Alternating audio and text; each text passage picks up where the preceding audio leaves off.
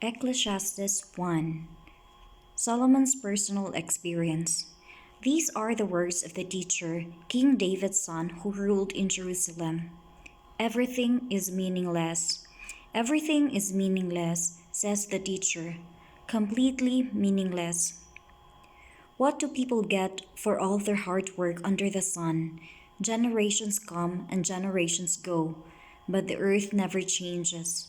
The sun rises and the sun sets, then hurries around to rise again. The wind blows south and then turns north. Around and around it goes, blowing in circles. Rivers run into the sea, but the sea is never full. Then the water returns again to the rivers and flows out again to the sea. Everything is wearisome beyond description. No matter how much we see, we are never satisfied. No matter how much we hear, we are not content. History merely repeats itself. It has all been done before. Nothing under the sun is truly new. Sometimes people say, "Here is something new," but actually it is old.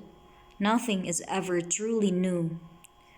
We don't remember what happened in the past, and in future generations, no one will remember what we are doing now. The teacher speaks the futility of wisdom. I, the teacher, was king of Israel, and I lived in Jerusalem, devoted myself to search for understanding and to explore my wisdom, everything being done under heaven. I soon discovered that God has dealt a tragic existence through the human race. I observed everything going on under the sun. And really, it is all meaningless, like chasing the wind. What is wrong cannot be made right. What is missing cannot be recovered. I said to myself, "Look, I am wiser than any of the kings who ruled in Jerusalem before me. I have great wisdom and knowledge than any of them." So I set out to learn everything from wisdom to madness and folly. But I learned firsthand that pursuing all this is like chasing the wind. The greater my wisdom, the greater my grief. To increase knowledge only increases sorrow. Life application. The author Solomon, the king of Israel, referred to himself as the teacher or leader of the assembly. He was both assembling people to hear a message and gathering wise sayings. Proverbs. Solomon, one person in the Bible who had everything: wisdom, power, riches, honor, reputation, God's favor, is the one who discussed the ultimate emptiness of all that this world has to offer. His purpose in this book is to make people realize that their confidence in their own efforts, abilities, and righteousness was meaningless. Instead, their commitment to God is the only reason for living. Solomon had a purpose for writing skeptically and pessimistically.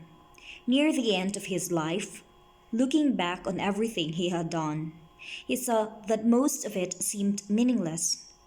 A common belief was that good people prospered and the wicked suffered, but that hadn't proven true in Solomon's experience.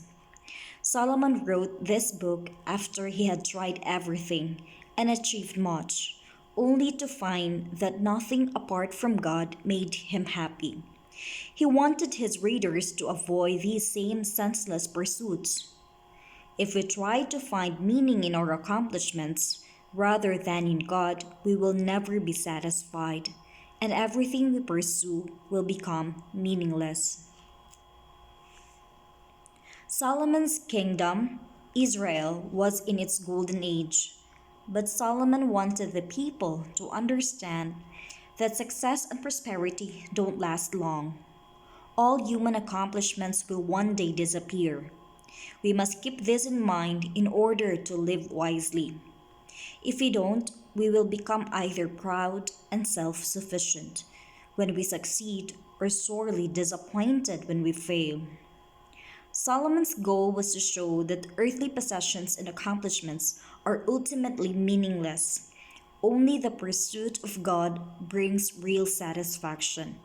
We should honor God in all we say, think, and do.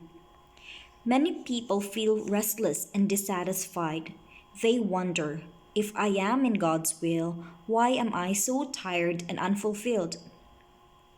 What is the meaning of life? When I look back on it all, will I be happy with my accomplishments? Why do I feel burned out, disillusioned, dry? What is to become of me? Solomon tests our faith, challenging us to find true and lasting meaning in God alone. As you take a hard look at your life, as Solomon did his, you will see how important serving God is over all other options. Perhaps God is asking you to rethink your purpose and direction in life, just as Solomon did in Ecclesiastes. What is wrong cannot be made right. What is missing cannot be recovered. Refers to the ultimate perplexity and confusion that come to us because of all the unanswered questions in life. Solomon, writing about his own life, discovered that neither his accomplishments nor his wisdom could make him truly happy. True wisdom is found in God, and true happiness comes from pleasing Him. The more you understand, the greater your pain and difficulty. For example, the more you know, the more imperfection you see around you, and the more you observe, the more evil becomes evident. As you set out with Solomon to find the meaning of life, you must be ready to feel more, think more, question more, hurt more, and do more. Are you ready to pay the price for wisdom? Solomon highlights two kinds of wisdom in the book of Ecclesiastes. 1. Human knowledge, reasoning or philosophy. And 2. The wisdom that comes from God. In these verses, Solomon is talking about human knowledge. When human knowledge ignores God, it only highlights our problems because it cannot provide answers without God's eternal perspective and solution. Amen. Hallelujah.